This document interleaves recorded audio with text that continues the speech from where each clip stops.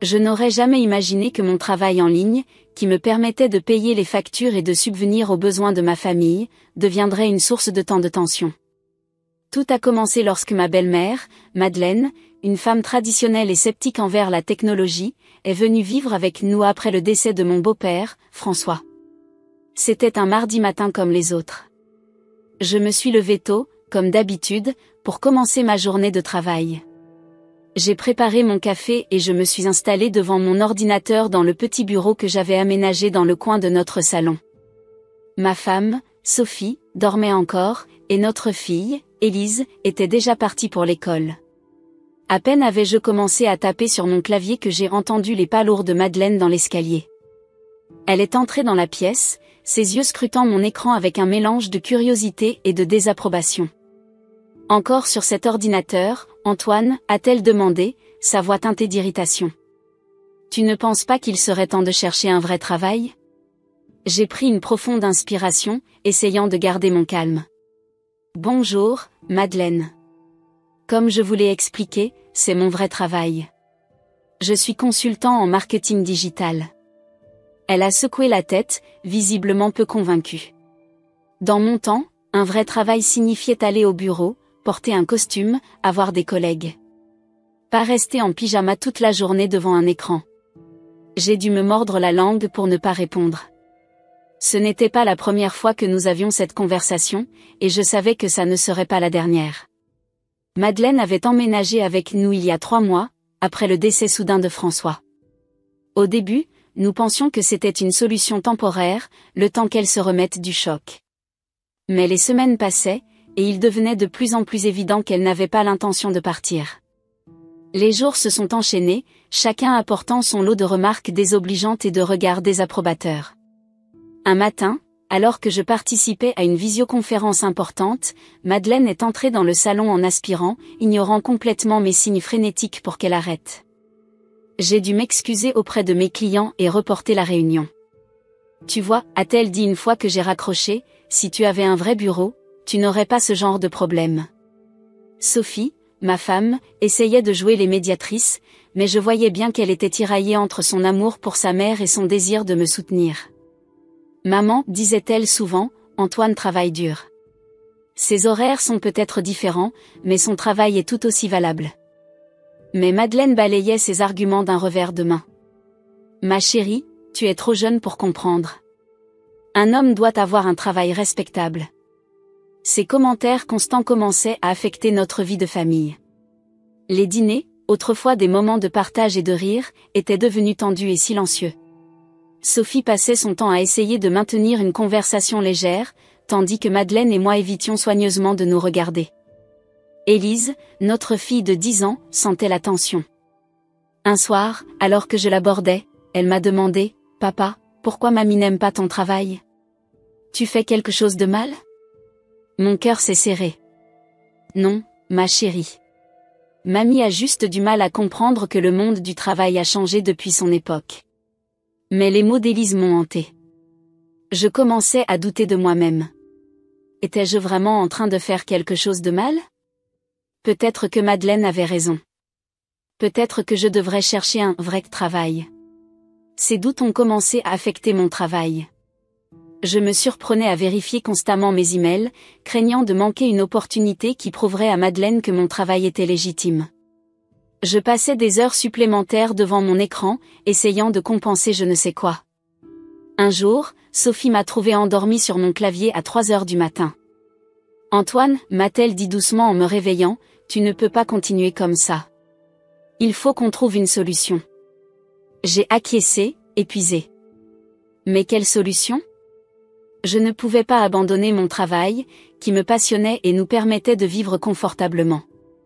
Mais je ne pouvais pas non plus continuer à vivre dans cette atmosphère toxique. Les semaines passaient, et la tension ne faisait que monter. Chaque matin, je me réveillais avec un nœud à l'estomac, redoutant les remarques de Madeleine. Chaque soir, je me couchais épuisée, non seulement par mon travail, mais aussi par l'effort constant de me justifier. Je commençais à envisager des solutions drastiques. Peut-être devrions-nous déménager ? Ou peut-être que je devrais effectivement chercher un travail de bureau, juste pour avoir la paix ? Mais l'idée d'abandonner tout ce que j'avais construit me brisait le cœur. C'est dans cette atmosphère tendue qu'est arrivé le jour qui allait tout changer. Un jour qui commença comme les autres, mais qui allait marquer un tournant dans notre vie familiale. Ce jour-là avait commencé comme tous les autres depuis l'arrivée de Madeleine chez nous. Je m'étais levée tôt, déterminée à avancer sur un projet important avant que la maison ne s'anime. Le silence du matin était mon allié le plus précieux ces derniers temps. Il était à peine 7 heures quand j'ai entendu du bruit dans la cuisine. Madeleine était déjà debout, préparant son petit déjeuner avec un cliquetis de tasses et de couverts qui semblait intentionnellement bruyant. J'ai soupiré, me préparant mentalement à l'inévitable confrontation matinale. « Bonjour, Madeleine » ai-je dit en entrant dans la cuisine, essayant de garder un ton léger malgré la tension qui régnait entre nous. Elle m'a à peine regardé, se contentant d'un grognement en guise de réponse. J'ai pris une tasse de café et je suis retournée à mon bureau improvisé dans le salon. Les heures ont passé, ponctuées par les allées et venues de Madeleine, chacune accompagnée d'un soupir ou d'un regard désapprobateur. Vers midi, Sophie est rentrée du travail pour le déjeuner. Elle travaillait à mi-temps à la bibliothèque locale, un arrangement qui nous convenait parfaitement avant l'arrivée de Madeleine. Maintenant, je voyais bien que Sophie était tiraillée entre son désir de soutenir ma carrière et son besoin de plaire à sa mère. « Comment ça se passe ce matin ?» m'a-t-elle demandé doucement, jetant un coup d'œil inquiet vers la cuisine où Madeleine s'affairait. Comme d'habitude, ai-je répondu avec un sourire fatigué. Ne t'inquiète pas, ça va aller. Mais ça n'allait pas aller. L'après-midi a vu la tension monter progressivement. Madeleine passait et repassait devant mon bureau, faisant des remarques de plus en plus acerbes sur mon prétendu travail. J'essayais de me concentrer sur mon écran, mais chaque commentaire était comme un coup de poignard. Tu sais, Antoine, a-t-elle dit lors d'un de ses passages, quand François était vivant, il se levait tous les jours à 6 heures pour aller travailler. Un vrai homme, lui. J'ai serré les dents, refusant de répondre à la provocation. Mais je sentais ma patience s'effriter peu à peu. Vers 16 heures, alors que je participais à une visioconférence importante avec un client potentiel, Madeleine a décidé de passer l'aspirateur. Le bruit était assourdissant, rendant toute conversation impossible. J'ai dû m'excuser auprès de mon client et reporter la réunion. C'était la goutte d'eau qui a fait déborder le vase. Madeleine, ai-je dit, essayant de contrôler ma voix tremblante de colère, pourriez-vous s'il vous plaît faire le ménage à un autre moment ? J'étais en pleine réunion de travail. Elle a éteint l'aspirateur et m'a regardé, les yeux brillants de défi. Une réunion de travail ? Tu appelles ça du travail ? Parler à un écran toute la journée ? C'est à ce moment-là que Sophie est rentrée du travail, sentant immédiatement la tension dans l'air. « Que se passe-t-il ici ?» a-t-elle demandé, son regard passant de moi à sa mère. Madeleine s'est tournée vers sa fille, les larmes aux yeux. « Sophie, ma chérie, je ne peux plus supporter ça. Ton mari ne fait rien de ses journées. Il reste assis là, à fixer cet écran, pendant que toi et moi travaillons dur. » Maman, a commencé Sophie, mais Madeleine l'a coupée. « Non, écoute-moi. Quand ton père et moi étions jeunes, un homme qui ne quittait pas la maison de la journée était considéré comme un fainéant. Antoine doit comprendre qu'il ne peut pas continuer comme ça. » J'ai senti quelque chose se briser en moi. Toute la frustration, toute la colère que j'avais accumulée ces derniers mois ont explosé. « Ça suffit !» ai-je crié, me levant brusquement.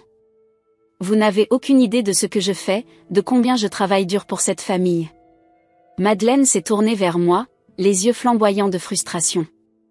Elle a pris une profonde inspiration, et j'ai su que ce qui allait suivre allait changer notre dynamique familiale pour toujours. Sors de cet ordinateur et va trouver un vrai travail ou sors de notre famille, a-t-elle hurlé, sa voix résonnant dans toute la maison.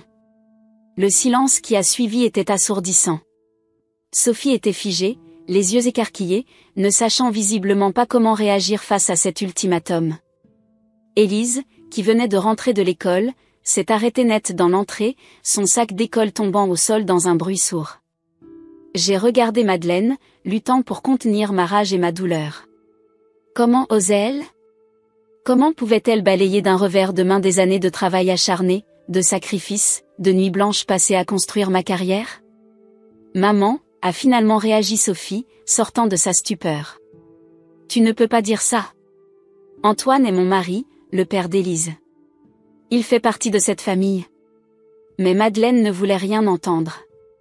Sophie, ouvre les yeux. Cet homme ne fait rien de ses journées. Il n'apporte rien à cette famille. Un vrai homme subvient aux besoins de sa famille avec un vrai travail. J'ai serré les poings, luttant contre l'envie de crier, de hurler ma frustration. Mais je savais que cela ne ferait qu'empirer les choses. Au lieu de cela, j'ai pris une profonde inspiration, essayant de retrouver mon calme. Madeleine, ai-je dit d'une voix que je voulais ferme mais contrôlée, vous ne savez rien de mon travail. Vous n'avez jamais pris la peine de comprendre ce que je fais. Comprendre quoi, a-t-elle rétorqué. Que tu passes tes journées à jouer sur un ordinateur pendant que ma fille travaille dur? Sophie est intervenue, sa voix tremblante d'émotion. Maman, arrête. Tu ne sais pas de quoi tu parles. Antoine travaille dur, il... Mais Madeleine l'a coupé d'un geste de la main. Non, Sophie. J'ai vu assez de choses dans ma vie pour savoir reconnaître un fainéant quand j'en vois un. Ton père doit se retourner dans sa tombe en voyant comment vit sa fille. Ces mots ont été comme un coup de poing dans mon estomac. J'ai vu les larmes monter aux yeux de Sophie, et Élise a laissé échapper un petit sanglot. C'en était trop. Ça suffit, ai-je crié, ma voix résonnant dans toute la maison. Vous n'avez pas le droit de parler ainsi, pas dans ma maison, pas devant ma famille. Madeleine s'est tournée vers moi, ses yeux lançant des éclairs. Ta maison? Ta famille? Et comment les maintiens-tu, hein? Avec tes petits jeux sur ordinateur? J'ai senti quelque chose se briser en moi. Toute la frustration, toute la colère que j'avais accumulée ces derniers mois ont explosé. Vous voulez savoir comment je maintiens cette famille? Vous voulez vraiment le savoir? Sans attendre sa réponse, je me suis dirigée vers mon ordinateur. Mes mains tremblaient alors que j'ouvrais mes fichiers financiers. Une partie de moi savait que c'était une erreur, que je n'avais rien à prouver à cette femme. Mais une autre partie, plus forte, avait besoin de mettre fin à cette situation une fois pour toutes. Venez voir, ai-je dit, ma voix tremblante d'émotion contenue. Venez voir comment je joue sur mon ordinateur. Sophie s'est approchée, posant une main apaisante sur mon épaule. Madeleine, après un moment d'hésitation, s'est également avancée, son visage un mélange de colère et de curiosité réticente. J'ai ouvert mes relevés bancaires, mes factures clients, mes projets en cours. Voilà, ai-je dit, ma voix se brisant légèrement.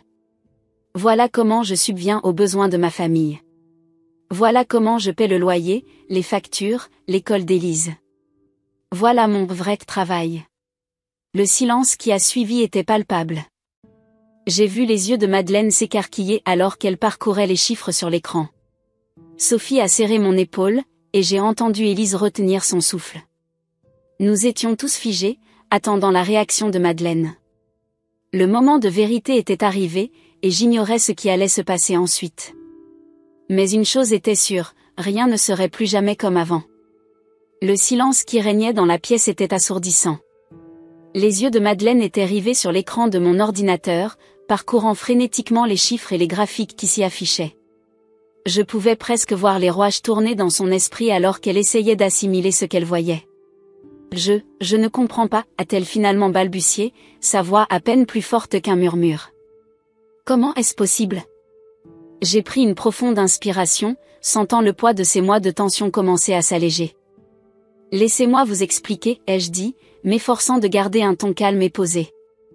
J'ai commencé par lui montrer mes relevés bancaires des derniers mois. Voyez-vous ces virements mensuels? C'est le loyer de notre appartement. Et ces sommes-là? Ce sont les frais de scolarité d'Élise, les courses, les factures d'électricité et d'eau. Madeleine s'est penchée plus près de l'écran, ses yeux s'écarquillant à mesure qu'elle comprenait l'ampleur de ce qu'elle voyait. Mais, c'est énorme, a-t-elle murmuré. Oui, ai-je acquiescé.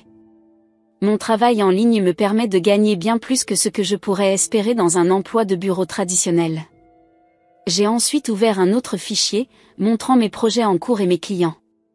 Je travaille comme consultant en marketing digital pour des entreprises du monde entier. Ces logos que vous voyez? Ce sont des multinationales, des startups innovantes, des organisations à but non lucratif. Je les aide à développer leur présence en ligne, à atteindre de nouveaux clients, à croître. Sophie, qui était restée silencieuse jusqu'à présent, a pris la parole.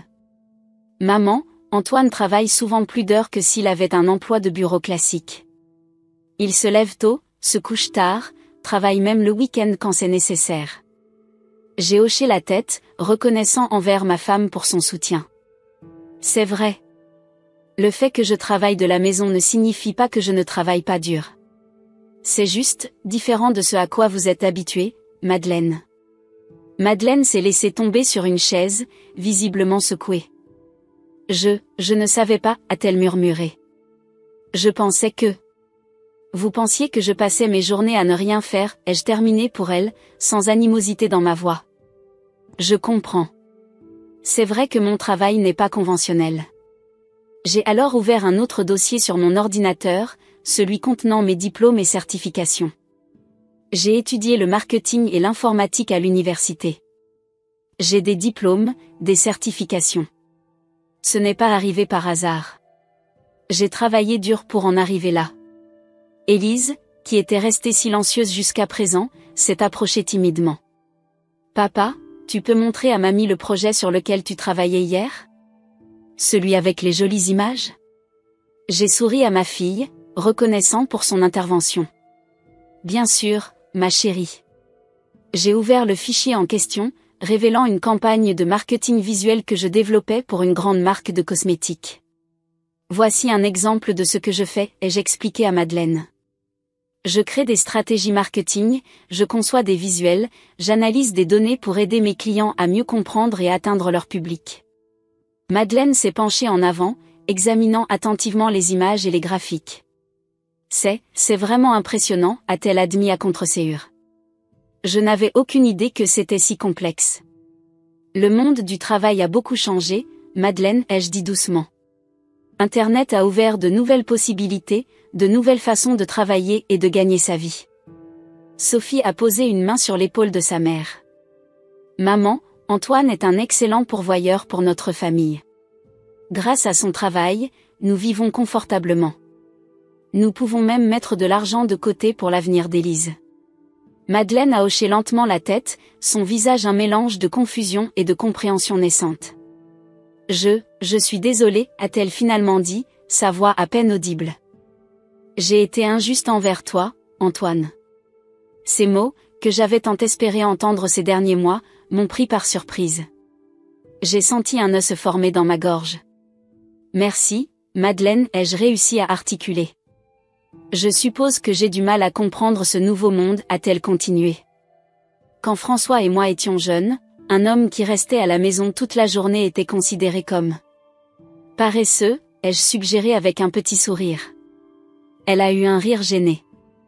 Oui, je suppose que c'est ce que je pensais. Je n'avais jamais imaginé qu'on pouvait gagner sa vie de cette façon. J'ai alors eu une idée.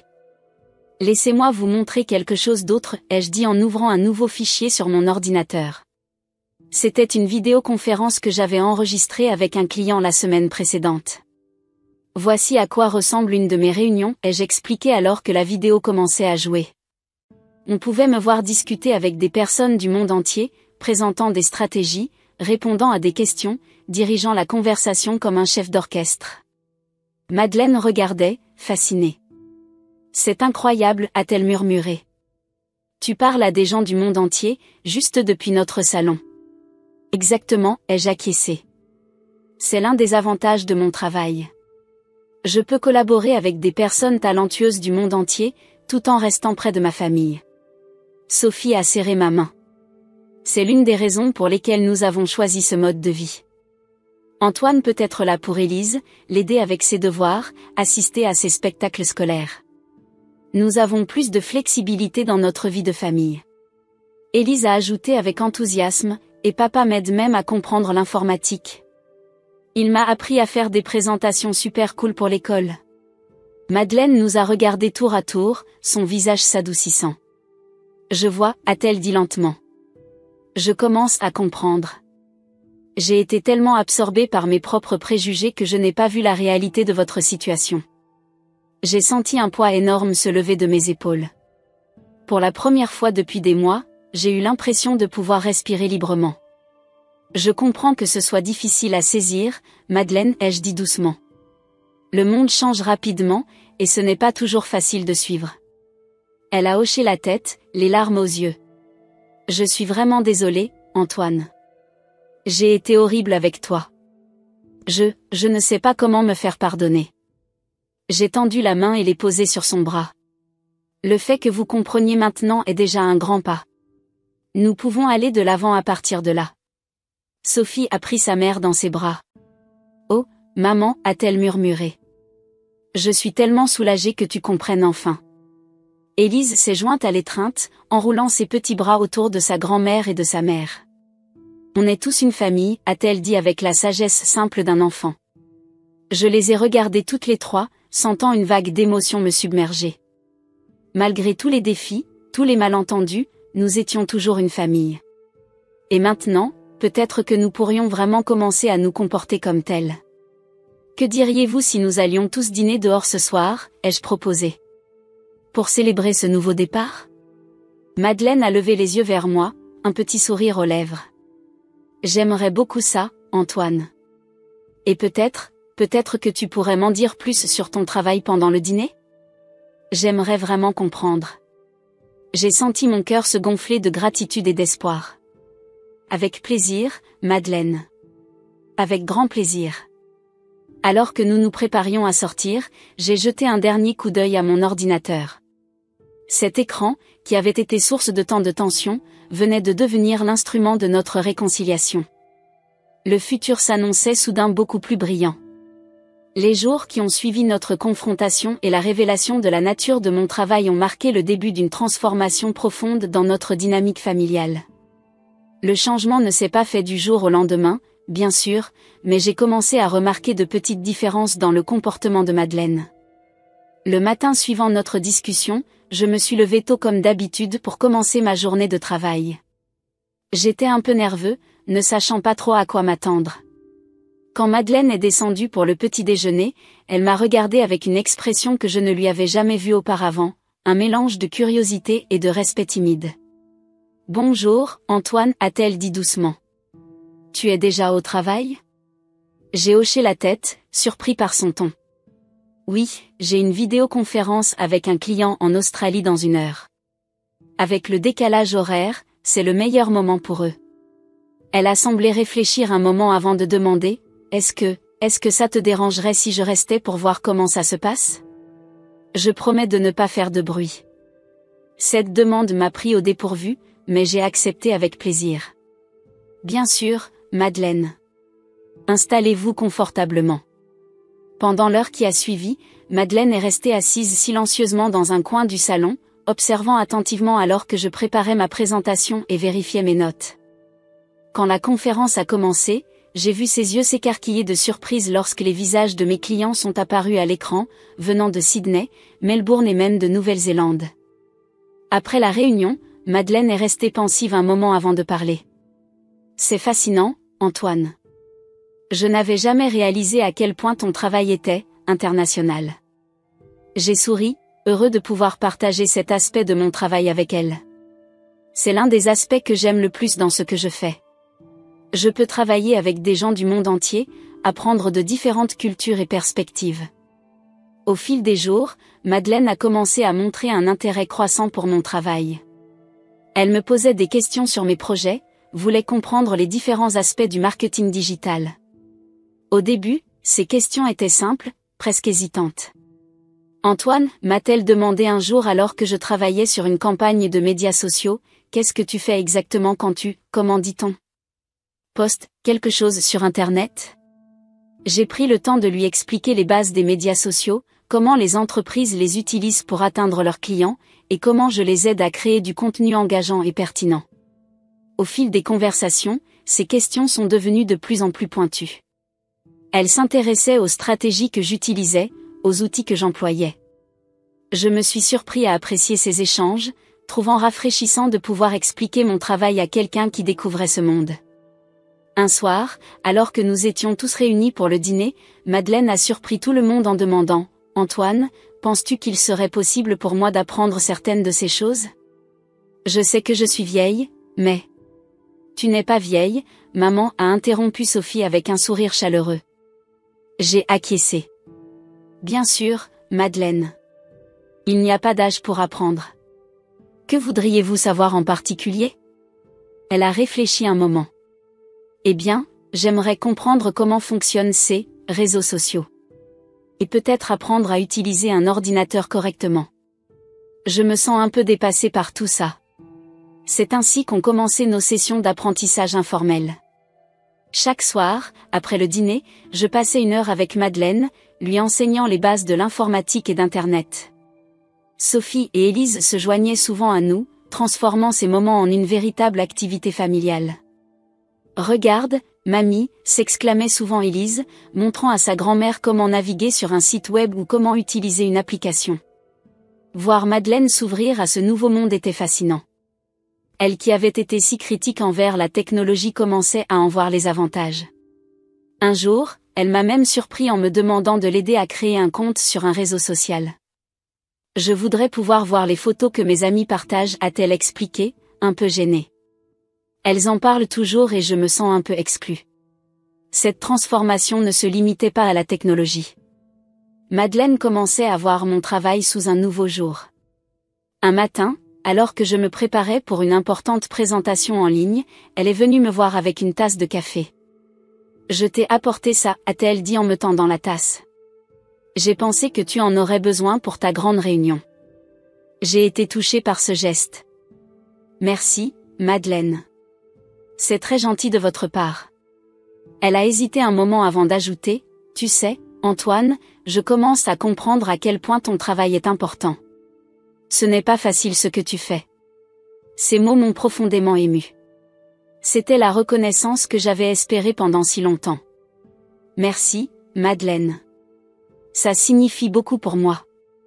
Au fil des semaines, notre relation s'est considérablement améliorée. Les tensions qui avaient marqué les premiers mois de la cohabitation s'étaient dissipées, remplacées par un respect mutuel et une curiosité partagée. Un samedi après-midi, alors que nous étions tous dans le salon, Madeleine a fait une annonce qui nous a tous surpris. J'ai décidé de prendre des cours d'informatique, a-t-elle déclaré. Il y a un centre pour seniors près d'ici qui propose des formations. Je me suis inscrite pour la semaine prochaine.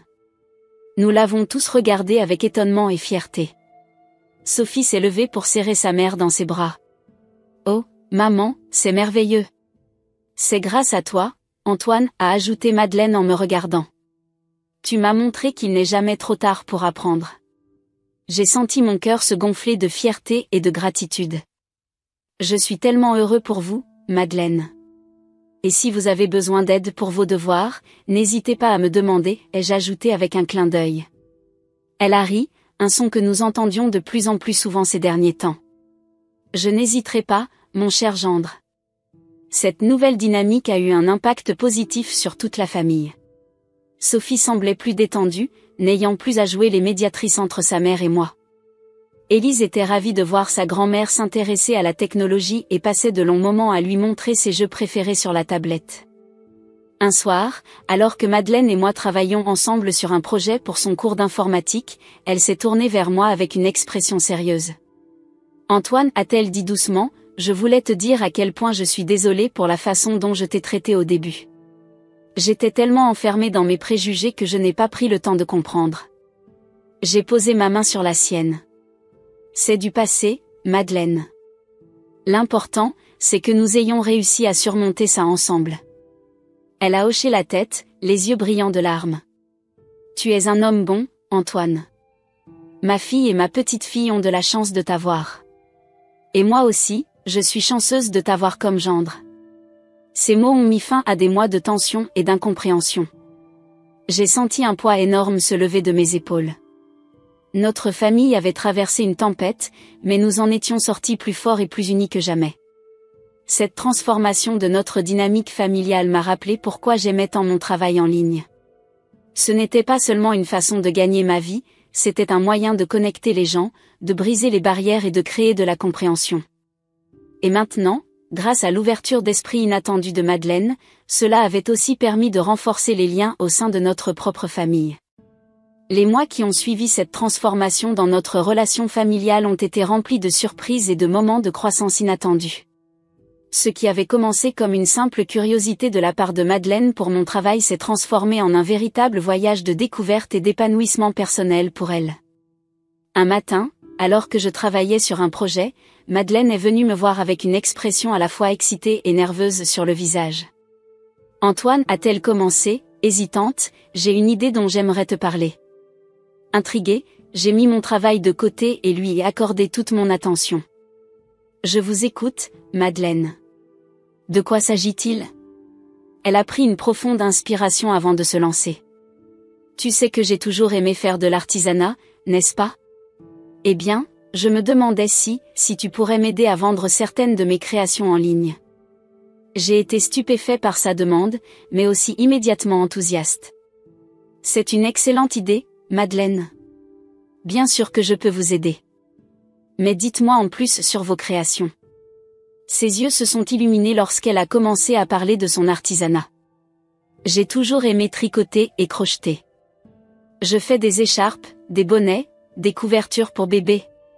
Et récemment, j'ai commencé à expérimenter avec la création de bijoux en macramé. » J'ai écouté attentivement, mon esprit commençant déjà à élaborer des stratégies de marketing. « C'est fantastique, Madeleine. Je pense qu'il y a un vrai marché pour ce genre de produits artisanaux et faits main. Que diriez-vous si nous commencions par créer une petite boutique en ligne pour vous ? » Elle a hoché la tête avec enthousiasme. « Oui, j'aimerais beaucoup ça. Mais, je ne sais pas par où commencer. » Ne vous inquiétez pas, l'ai-je rassuré. Je vais vous guider à chaque étape. Les jours suivants ont été remplis d'une activité frénétique. Sophie et Élise se sont jointes à nous dans ce projet, transformant notre salon en un véritable atelier créatif. Madeleine sortait ses créations, les disposant soigneusement sur la table basse pour que nous puissions les photographier. « Maman, ces écharpes sont magnifiques !» s'exclamait Sophie en tenant délicatement une écharpe en laine douce aux couleurs pastel. Élise, quant à elle, était fascinée par les bijoux en macramé. « Mamie, tu pourrais m'apprendre à faire ça ?» demandait-elle, les yeux brillants d'admiration. Voir Madeleine rayonner de fierté face aux compliments de sa famille était un spectacle merveilleux. Elle semblait rajeunie, pleine d'une énergie nouvelle. Pendant ce temps, je travaillais sur la création de sa boutique en ligne. J'ai choisi une plateforme de e-commerce facile à utiliser et j'ai passé du temps à expliquer à Madeleine comment elle fonctionnait.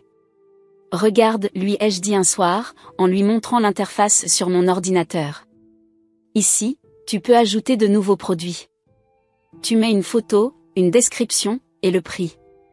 C'est aussi simple que ça. » Madeleine observait attentivement, posant des questions pertinentes. Sa volonté d'apprendre était impressionnante.